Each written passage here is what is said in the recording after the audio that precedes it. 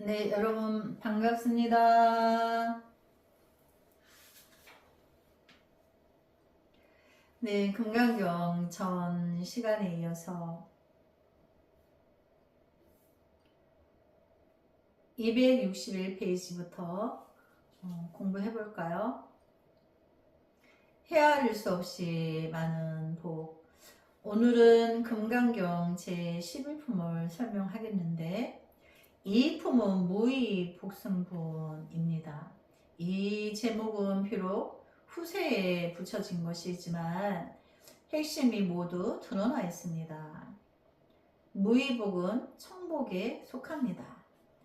무의복승이란 청정한 복이 세간의 일체의 부귀와 공명보다 훨씬 더 낫다는 말입니다. 승이란 초과 또는 초월의 뜻입니다. 앞의 시품에서 대신의 문제를 언급했습니다. 대신이란 일체 중생의 생명이나 육체, 후면에 존재하는 형이상적인 육체의 근본을 가리키는 것으로 법신이라고도 하는데 태어나지도 죽지도 않는 것입니다. 그래서 대신은 모든 이들에게 모든 생명에 분별이 씌어진 자리에서 있는 대신이라고도 하는 법신을 말하는 거죠. 불성을 말하는 거죠. 이제 화제가 복의 문제로 바뀌었습니다. 사람은 자기 생명의 본래 모습을 찾아야 하지만 태어나지도 죽지도 않는 대신을 얻기 위해서 참으로 많은 복이 있어야 합니다. 이 복은 무의의 복으로 제11품에서는 바로 이 문제를 토론하고 있습니다. 그렇죠. 자기 안의 불성을 만나기 위해서 과거 전생으로 우리가 업에 의하여서 육도, 천상, 인간, 아수라, 축생, 악귀, 지옥을 돌고 돌면서 자기 성품을 만나지 못했기 때문에 업은 태어날 때마다 커지고 눈덩이처럼 또 그 업을 소멸하는 것은 중생의 병은 업을 소멸하는 방향은 강하게 거부를 하고 받아들이지 않고 죄업을 많이 짓는 쪽으로는 집착으로 쫓아가고 따르고 벗어나지를 못한다는 거죠. 그래서 자기 안에 법신을 만나야 되는 일은 너무도 중요하고 바쁘고 가지 않으면 안 되는 길인 거죠. 그래서 한번 볼까요? 수보리여, 만약 겐지스강의 모든 모래수만큼이나 많은 겐지스강이 있다면 그대 생각은 어떤가? 이 모든 겐지스강의 모래는 많지 않겠는가? 수보리가 대답했다. 아주 많습니다, 세존이시여. 모든 겐지스강만 해도 무수히 많은데 하물며 그 모래겠습니까? 그렇죠. 헤아릴 수 없이 많은 모래할 수를 말하는 거죠. 해석을 볼까요? 겐지스 강은 인도의 주요 강 중의 하나로서 중국의 황하와도 같은 그런 강입니다. 지금 부처님은 겐지스 강의 모래수는 얼마나 될까 하는 문제를 제기합니다. 수없이 많아 계산할 방법이 없겠죠. 이것이 첫 구절의 주제입니다. 두 번째 주제는 겐지스 강의 모래수와도 같이 수없이 많은 겐지스 강입니다. 그대의 생각은 어떤가? 이렇게 많은 겐지스 강 속의 모든 모래수는 아주 많지 않겠는가? 수보리가 대답합니다. 세존이시여, 당연히 아주 많습니다. 부처님이 다시 말합니다. 이 세계에 우리가 살고 있는 이 우주 속에는 인도에 겐지스강이 있다면 중국에는 황하강이 있고 유럽과 기타 지역에도 이렇게 큰 강이 있을 것이니 그 수가 얼마나 많겠는가. 여기서 우리는 두 가지 관점을 볼 수 있습니다. 하나는 부처님이 말한 삼천대천 세계로서 부처님의 세계관, 우주관입니다. 매 하나의 우주에는 얼마나 많은 감이 있을까요? 불경에서는 항상 이렇게 말합니다. 나는 그대들에게 말해줄 방법이 없다. 그대들의 지식이 부족해서 아무리 해도 이해하지 못하리라 생각되기 때문이다. 이전에는 부처님의 이 말이 공허하게 들렸으나 지금은 그렇지 않습니다. 과학적으로 증명되어 그것이 공허한 말이 아니라는 것이 드러났습니다. 다음은 두 번째 관점입니다. 부처님은 수보리에게 말합니다. 겐지스강과 같은 강이 모두 얼마나 될지도 알 수 없을진데 하물며 그 많은 강의 모래수는 어떻겠는가? 더 헤아리기 힘들 것이다. 수별이여, 내가 지금 진실하게 말하지만 여기까지 말하고 나서 부처님은 또 수보리를 부릅니다. 좀 더 실제적으로 일러주겠다는 겁니다. 만약 선남자 선여인이 겐지스강의 모래수만큼이나 많은 삼천대천 세계를 가득 채운 칠보로서 보시한다면 그 복이 많지 않겠는가. 그렇죠. 겐지스강의 모래에 알만큼 많은 겐지스강이 있는데 그 모래알 수를 헤아릴 수 없는 그만큼의 겐지스강에 그 모래알들만큼 많은 삼천대천 세계가 있다는 거죠. 헤아릴 수 없는 세계가 우리가 모르는 세계관이, 우주관이 그렇게 삼천대천 세계가 있는데 거기를 가득 채운 칠보로서 보시한다면 그 복이 많지 않겠는가. 많겠죠. 헤아릴 수 없이. 숨도 쉴 수 없을 만큼, 헤아릴 수 없을 만큼 많겠죠.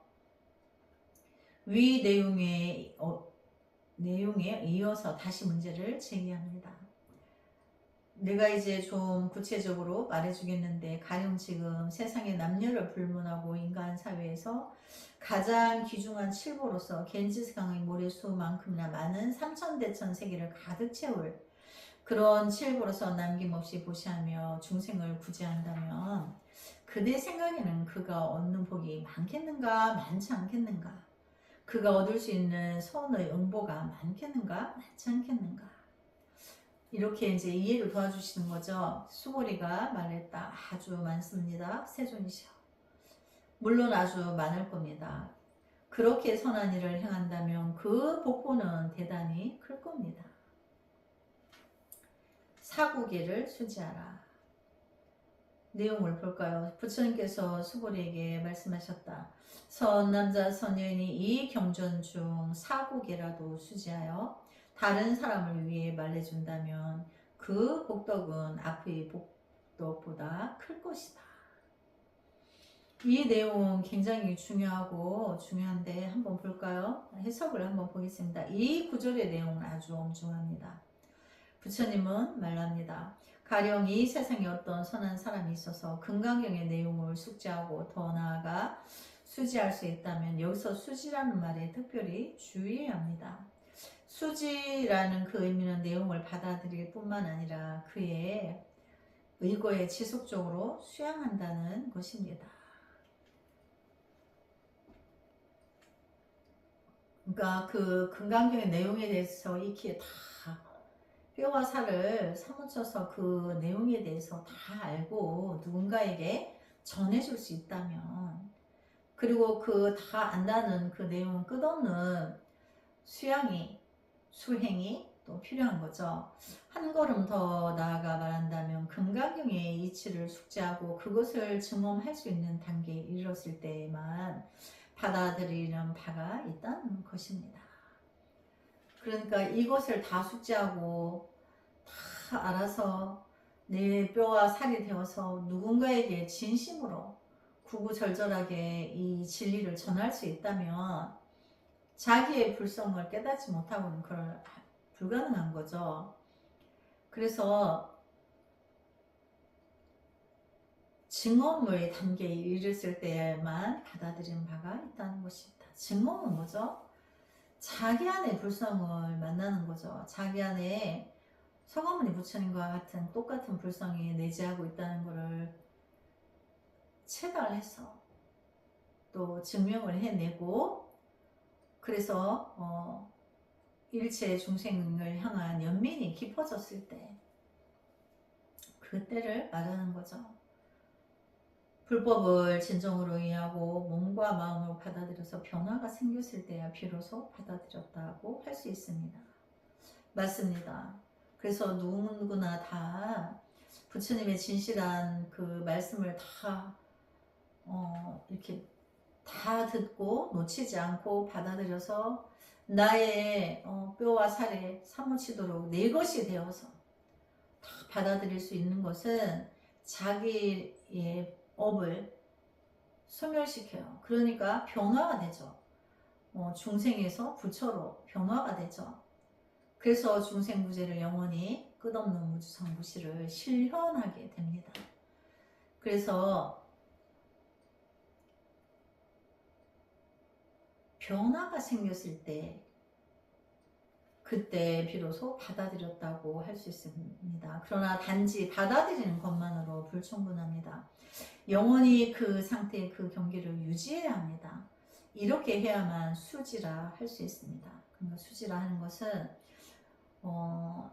내가 깨닫고 나서 부처님의 일체 모든 지혜를 일체 중생에게 지옥이 빌 때까지 중생의 죄업이 다 없어져서 같이 부처의 성품으로서 부처로서 성불을 할 수 있는 그 날까지 자기가 성불을 미루고 그들과 마지막 중생과 함께 성불하겠다는 그 골깊은 중생을 향한 연민이 끝없이 방타될 때, 그땐 조건이 없죠.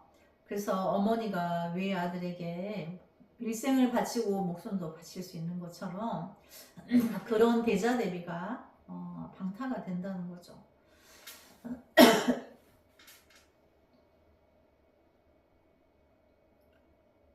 그래서 그것이 수지라고 하는데, 또 다른 말로는 무주상부시가 실천적으로 일어났다. 그러니까 행이 있다는 얘기인 거죠.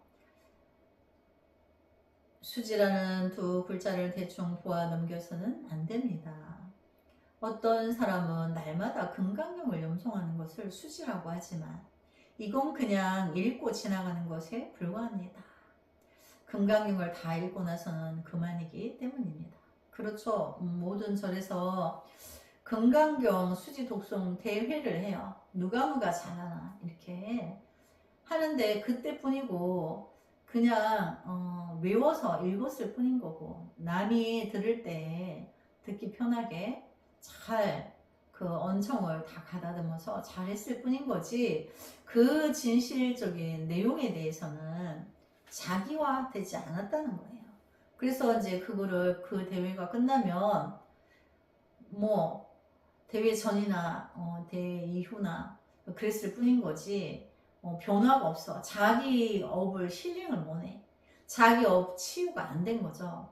자기 불성을 만나야 자기 업에 치유가 되고 남의 업을 또 치유해 줄 수 있어요. 그래서 수지라는 두 글자를 대충 보아 넘겨서는 안 됩니다. 만약 경전의 핵심을 이해했다면, 식사할 때에도 마찬가지지만 가장 요긴한 영양분을 흡수했다면 나머지 찌꺼기에 대해서 고려할 필요가 없습니다. 금강경에서도 말하고 있지만 부처님이 말한 법은 강을 건너는 배처럼 이미 강을 건넜다면 더 이상 필요 없습니다. 금강경을 다 외우거나 외우지 않은 것과는 무관합니다. 진정으로 이해했을 때야 비로소 수지를 할 수 있습니다. 그렇죠. 이제 강을 건너서 가야 할 목적지가 있는데, 금강경은 강을 건너는 도구예요. 뗏목이나 뭐 나룻배나 같죠. 그래서 강을 건넜으면 그 다음 목적지를, 그 다음 공부를 향해서 가야 되지, 강을 건너고도 배에서 내리지 않으면 안 된다는 거죠. 그래서 강을 건너고 배에서 내리지 않는다는 것은 금강경의 본질을 뼛속 깊이 내가 증험하지 못하면 금강경 책을 들고 품고 자고 안고 자고 머리에 베고도 자고 뭐 종이를 떼어서 씹어서 삼키기도 하고 그래서 뭐 거꾸로 외우고 바로도 외우고 외로도 외우고 오른쪽으로도 외우고 이렇게 해도 소용이 없다는 거죠. 자기화 되지 않으면 내 것으로 되면은 그 다음에 응무소주를 실현하러 이제 중생세계에 혜성같이 나타나게 되죠. 행을 합니다. 근데 이제 그냥 수박코 달식기 식으로 겉으로만 외우고 또 박수도 받고 상도 받았기 때문에 그게 단 줄 안다는 거죠. 가령 그런 사람이라면 금강경의 전체 내용을 다 수지할 필요는 없습니다. 그렇죠. 내가 내 것으로 이해를 했는데 그거를 뭐 또 다 외워가지고 또 그것만 집착해서 뭐 놓치면 안 되는 줄 알아. 이미 본질의 진리를 이해를 했기 때문에 이제 그렇게 하지 꼭 그렇게 하지 않아도 된다는 거죠. 중간의 사고기에만이라도 진정 깨쳐 받아들이고 또 그 경계를 지속적으로 유지하면 됩니다. 그런 뒤에 다른 사람을 이끌어 다른 사람 위에 쇄설한다면 이 사람은 복은 전 우주에 가득한 재화로 보시하는 것보다 훨씬 크다는 점입니다. 그렇죠. 그 겐지스 강에 모래알 만큼 많은 겐지스 강이 있는데 그 많은 겐지스 강의 모래알처럼 많은 칠부로 중생세계에 보시한 것보다 금강경에 네 구절만이라도 누군가에게 내가 그 본질을 알고 깊이 깨우쳐서 누군가에게 그 진실을 전한다면 그러면 이 사람의 복은 전 우주에 가득한 재화로 보시한 것보다 훨씬 크다는 겁니다. 그러니까 칠부로 가득한 그 모래알처럼 많은 것으로 중생계 보시한 것보다 우주에 가득한 재화로 다 보시한 것보다도 더 크다. 이 사실은 아주 엄중합니다. 이렇게 말한다면 금강경을 설하는 사람은 복이 너무도 커서 그것을 갈무리할 방법이 없을 겁니다. 전 우주로도 그것을 다 갈무리할 수 없습니다. 이 복은 무위와 복이자 청정한 복으로서 바로 세간에서 말하는 홍복입니다. 그래서 이 복은 자기 업을 소멸하고 이 사국에만이라도 전한다면 자기의 죄업을 소멸하고 또 자기의 불성을 만나서 또 다시 중생세계를 향해서 끝없는 무주장 보시를 실천할 거기 때문에 중생세계에서 이거보다 더 큰 홍복이 없다. 자기 성품을 자기가 본래 부처라는 걸 깨달았는데 그거보다 더 큰 복이 어디 있겠어요. 중생세계의 뭐 어떤 물질계 어떤 것보다도 더 고귀하고 진한 진리의 세계를 체달했기 때문에 이제 중생세계 물질은 이제 구하거나 받지도 않아요. 그래서 금강경 중의 사고기가 무엇인지에 대해서 앞에서 이미 언급한 바 있지만 이것은 천고일에 이 경전을 연구하면서 항시 논의되었던 문제입니다. 금강경의 사구계가 단지 하나에 그치지 않으며 경전 속에서 좋은 구절은 모두 사구로 이어져 있기 때문입니다. 그러니 무엇이 진정한 사구계인지 말할 도리가 없습니다. 이는 아주 중대한 문제입니다. 그러니까 여기서 이제 부처님이 금강경의 사구계만이라도 4개의 구절만이라도 누군가에게 전하면 내가 익히 이해하고 누군가에게 진리를 전달해서 그가 또 그걸 깨달을 수 있다면 우주의 재화로 보시한 거와 보다 크다 이렇게 말씀하셨지만 정작 사구계가 4개의 구절이 어디서부터 어디까지로 이렇게 나누기가 어렵다 그 뜻인 거죠. 그래서 금강경 전체를 사구계라고 하는 거예요. 그렇게 분별하지 않고 그 논리적으로 이렇게 나누어서 하는 게 아니고 금강경 전체의 말씀을 사국이라고 보면 됩니다. 그래서 거기서 아주 중요한 게 뭐죠? 응무소주의 생기시 마땅히 머무는 바 없이 그 마음을 낼지니라. 우리가 누군가에게 보시를 할 때 조건 없이 베풀고 그 베푼 것에 대해서 연연하지 말고 머리에서 지우라는 거죠. 그렇게 했을 때 나의 복이 커진다 그런 뜻이에요. 나에게 좋은 결과가 성취된다는 뜻이에요. 그래서 자기가 보시한 거는 잊어버려야 되죠. 누구한테 좋은 일 했고 부참전에 또 절을 뭐 1000개를 지었는데 그거를 매일매일 막 10년 20년 입으로 불고 말을 하면 그게 이제 성취가 안 된다는 거예요. 아직 마음속에서 주지 않았어. 부처님께 공양을 하지 않았어. 그 자기가 마음속에서 지우고 기억이 없어야 부처님께 보시한 게 되는데 기억하고 있기 때문에 우리가 팔식 아뢰아가 기억하고 있죠. 그래서 그것을 기꺼이 보시한 것에 대해서는 누군가에게 내가 베푼 것은 절대로 헌신짝처럼 버려야 된다. 굉장히 중요한 거죠. 젊은 사람들이 참고로 할 수 있도록 이렇게 말할 수는 있겠죠. 내 말이 반드시 옳지는 않으니 여러분 각자 스스로의 지혜로서 풀라고요.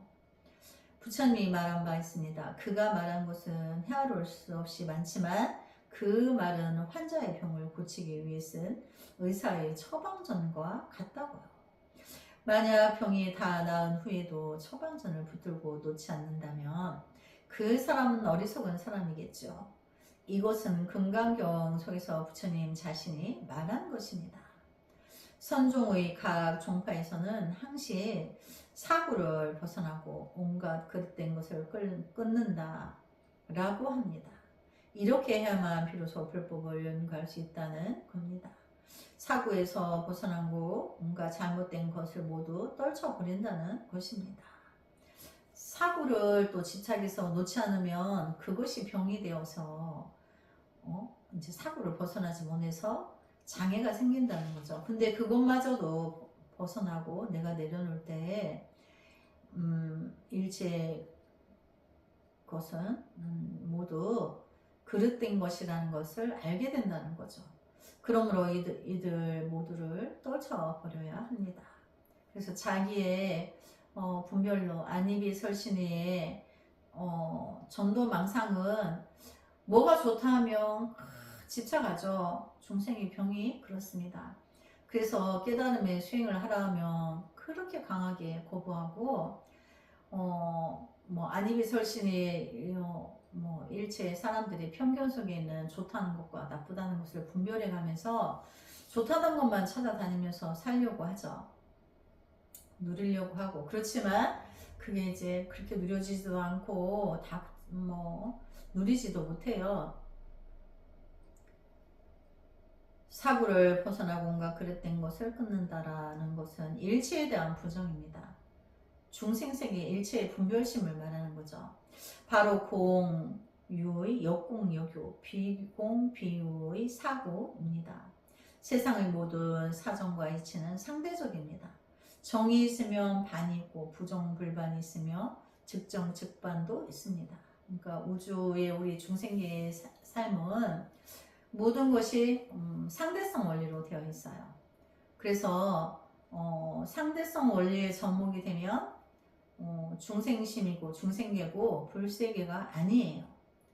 그래서 그런 상대성 원리로서 살아가는 중생의 병은 그것을 벗어나야지만 이제 내가 나쁜 추억을 누릴 수도 있고 상대의 이제 미혹을 용서할 수도 있고 그런 거죠.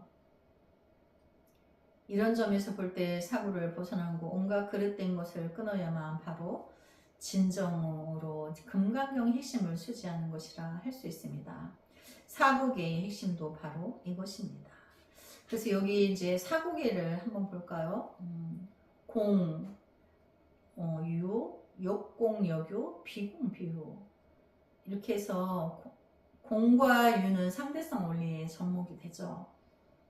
공은 또 다른 문제, 무위, 무를 말하는 건데 유는 있다는 것과 또 이제 상대성 원리와 접목이 되죠. 역공, 역유 있는 것과 없는 것에 서로 반대적으로 이제 또 비공, 비유도 마찬가지 이렇게 해서 금강경은 그런 것을 다 초월해라. 또 공이라는 것도 분별에 들어있어 단공을 분별하고 있기 때문에 그것마저도 버려라고 하는 거죠. 이런 점에서 사고를 벗어나고 온갖 그릇된 것을 끊어야만 비로소 진정으로 금강경의 핵심을 수지하는 것이라 할 수 있습니다. 사고계의 핵심도 바로 이것입니다. 이름의 이품의 무의와 복이 중요함을 설명하고 있습니다. 불법을 배우고 닦은 결과 바로 무의의 열매라는 것입니다. 무의는 한문 번역으로서 산스크리트어로는 열반이라고 하는데 열반이란 곧 무의의 뜻입니다. 무의도가 바로 최상승의 성취입니다. 그래서 우리가 열반이라 하고 해탈이라 하고 무의라 하는데 그것은 또 다른 말로 하면 공이라는 것을 말하는 것이죠. 이렇게 본다면 여러분이 타주에서 공부하는 것도 어찌 무의가 아니겠습니까? 그러나 그렇지 않습니다. 그것은 지극히 유의적인 것입니다. 타좌라는 것은 결과부자하고 삼매에 들어있는 그 앉은 자세의 포지션을 말하는데 그것은 무의가 아니다. 상으로서 있기 때문에. 그러나 그렇게 앉아서 자기가 무의에 들었다면 분별심을 벗어나서 무의에 들었다면 그것은 무의죠. 그러나 그 무의는 눈으로 보이는 타자와의 모습과 같은 것이 아니에요. 그래서 타자에서 공부하는 것도 무의가 아니겠느냐. 그러나 그렇지 않다. 그것은 지극히 유의적인 것이다. 상으로서 있기 때문에 유의적인 것이다. 타자를 공부하면서도 마음속 깊이 공부가 사라져 버릴까 두려워합니다. 경계가 도망가 버릴까 깊이 두려워합니다. 우연히 조그만 청정심이로 나타나면 그것을 칠보보다 더 소중히 붙들어 두려고 합니다. 청정심이 달아날까 두려운 것입니다. 어떤 사람은 타자의 두 눈을 지면에 고정시켜 응시하기도 합니다. 제가 젊었을 때 그 사람에게 이렇게 물어보았던 적이 있습니다. 당신 뭐 잃어버린 게 있느냐고요. 그랬더니 그 사람은 아무것도 잃어버린 게 없다고 했습니다. 그래서 이렇게 말했습니다. 그렇다면 왜 그리 뭔가 잃어버린 사람처럼 바닥만 쳐다보고 있느냐고요.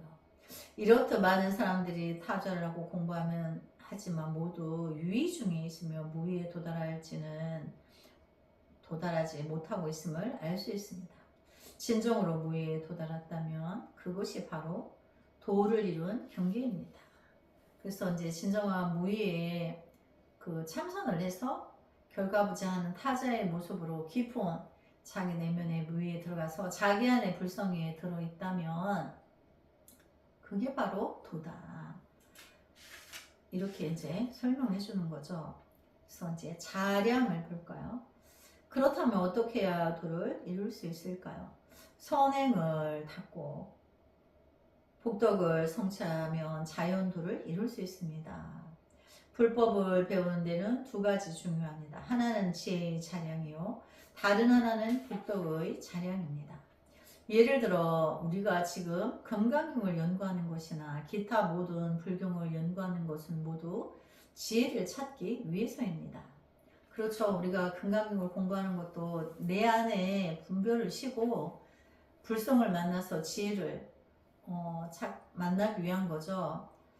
그 열반이 또 다른 말로 하면 지혜를 말하는 거죠. 바로 지혜의 자량을 갖추기 위한 것입니다. 일체의 악을 행하지 않고 무선을 받들어 행하는 것은 복덕의 자량을 위한 것입니다. 지혜가 부족하면 도를 이룰 수 없고 비록 지혜가 있더라도 복덕이 부족하면 역시 도를 이룰 수 없습니다. 이렇듯 결함이 많은 세상에서는 어떤 사람의 인생도 전혀 인생도 원만하지 못합니다. 그렇죠. 우리가 내 안의 불성을 만나기 위해서 선행의 복덕을 지어야 돼요.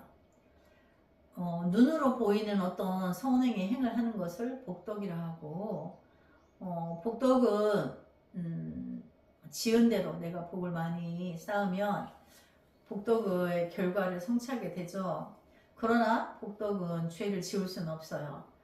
그래서 공덕은 죄를 지울 수가 있죠. 죄를 소멸할 수가 있어요. 그럼 공덕은 무엇이냐? 내 안의 불성을 만나서 내 안에 진실한 그 진리의 지혜로서 일체 중생을 향한 연민의 행을 할 때 그들의 모든 그들의 죄도 벗겨줄 수 있고 또 감해줄 수 있고 그 지혜를 끝없이 내가 조건 없이 무주상무시를 실천적으로 할 때 그것은 공덕이 됩니다. 그래서 공덕은 죄를 녹이기 때문에 공덕을 행을 해야 되죠. 그래서 우리가 인간사에서도 문무를 다 겸비해야 하듯이 불법도 마찬가지인 거죠. 우리가 이제 불교 학문을 공부하고 그 다음에 실제로서 실선에서 하두참선이나 그런 명상을 통해서 자기의 불성을 만나는 실천에 돌입을 해서 체험과 증험을 통해서 일체 중생에게 그 대자대비를 베풀어서 그들의 묘복을 구제해 주는 거죠. 그건 조건이 없어요. 그것은 자기의 목숨을 바치기도 하고, 그래서 모든 것을 중생 앞에 자기의 닦은 지혜를 순교합니다. 그들을 위해서 그들의 미혹을 벗겨주고 그들도 본래의 불성임을 빨리 깨달을 수 있는 시간을 줄이기 위해서 그렇게 기꺼이 합니다. 그래서 그것을 우리가 이제 공덕이라고 해요. 그래서 결함 많은 이제 중생 세계는 원만하지 못하지만 자기의 불성을 깨달으면 그때부터 무주상무시를 실천적으로 할 때 공덕이 되어서 남의 죄도 녹이고 나의 죄도 녹인다는 거죠. 그래서 불성으로서 끝없는 중생을 연민하고 중생에게 대자대비를 베푸는 무주상부 시행을 끝없이 하게 되죠. 가령 원만히 살아가는 사람이 있더라도 그는 일찍 죽어보려고 말 겁니다. 중생세계가 그렇다는 거죠. 원만하지 않아서 부처님이 사바세계라 칭한 이 세상은 결함의 세계입니다. 이렇게 본다면 약간 결함이 있어야만 좋다고 할 수 있습니다. 중국 번역의 시에 이 이치를 잘 알고 있습니다. 그는 말년에 이르러 자기 서방을 부결제라 했습니다. 일체가 모두 만족스러운 것은 대단히 두려운 일입니다. 약간의 결함이 있기를 희망해야 합니다. 그렇기 때문에 이 결함이 세계에서는 복덕이 있는 사람은 지혜가 없고 지혜가 있는 사람은 복덕이 없습니다. 책을 많이 읽는 사람은 대부분 복덕이 부족한 반면 운이 비교적 좋은 사람은 거의가 지식에 약간 뒤떨어집니다. 어느 한 면이 좋으면 다른 한 면이 부족한 게 마련입니다. 모두 다 갖추려면 오직 성불하는 방법밖에 없습니다. 그렇지만 성불에서 구하는 것은 이런 복이 아니라 무의의 복입니다. 이 무의의 복을 성취하기는 아주 어렵습니다. 이제 무의의 복에 대한 개송을 보기로 합시다. 그래서 자기가 무의에 들면 우리가 그 열반이란다 그랬죠.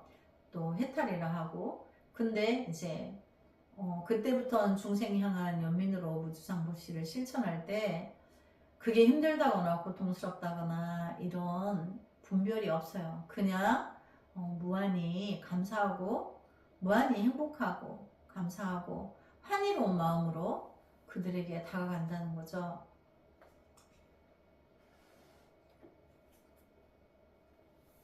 네, 그래서 오늘 여기까지 공부하고 다음 시간에 이어서 하겠습니다. 나무 서가모니불 성불하지 않겠습니다.